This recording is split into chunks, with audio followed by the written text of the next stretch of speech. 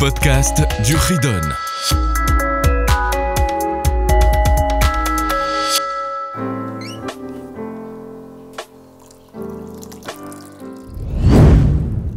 Bonjour les enfants, nous voilà pour le chapitre suivant 299, lo Tarmod. Un des 10 commandements. Ne pas envier, ne pas désirer. On a ici 2 mitzvot. Première mitzvah, ne pas désirer, envier, vouloir quelque chose qui appartient à autrui et penser, trouver le moyen, comment je pourrais l'avoir. Comment cet objet pourra devenir le mien. Deuxième mitzvah, ne pas forcer une personne à la lui donner. C'est-à-dire lui vendre, essayer de mettre une pression, que ce soit pour qu'il lui vende, pour qu'il lui échange, pour qu'il le lui donne parce que tu as envie. Dans la mitzvah 477, c'est ne pas envier quelque chose qui ne nous appartient pas. Il n'y a pas de punition, mais bien sûr c'est tout le temps, tout endroit et pour chacun. Et mitzvah 478, le Tarmod, c'est ne pas mettre une pression sur une personne de vouloir lui récupérer cet objet.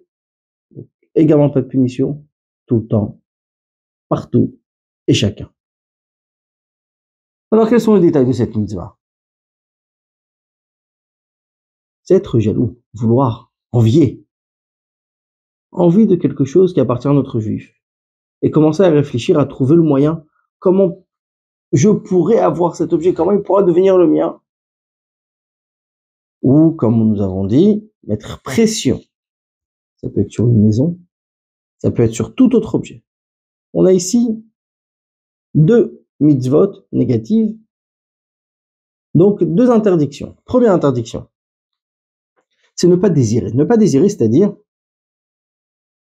c'est vouloir obtenir des objets, même sans penser comment l'avoir concrètement.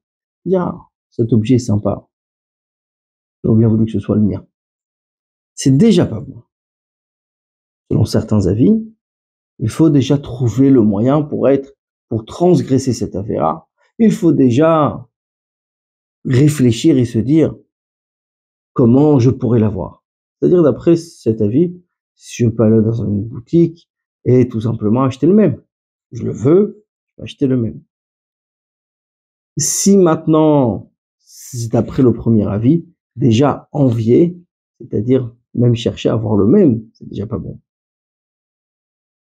Celui qui le transgresse, c'est un lav shein bo maaseh. C'est une interdiction, c'est une mitzvah négative, mais il n'y a pas d'action concrète, c'est que dans la pensée. Cela ne s'appelle pas une action. C'est la raison pour laquelle il n'y a pas de punition. Deuxième mitzvah que nous avons vu, c'est le Tarmod.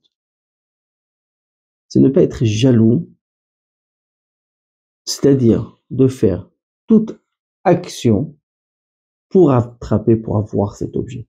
Pour que cet objet devienne le mien. Celui qui transgresse le Tarmod, c'est les 2 conditions suivantes. Première condition. Il demande au propriétaire de cet objet, par tout moyen, il essaye de le convaincre, de lui vendre, de lui échanger, trouver un moyen pour que le propriétaire de cet objet donne l'objet qu'il jalouse, qu'il désire.